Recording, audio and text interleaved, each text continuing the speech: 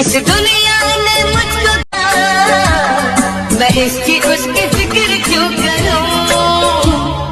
ছি ছি ছি ছি ছি ছি, কি আফসোস কি আফসোস। মানুষ এরকম পৃথিবীতে আছে যে ভগবানকে এরকম ভাবে অপমান করবে।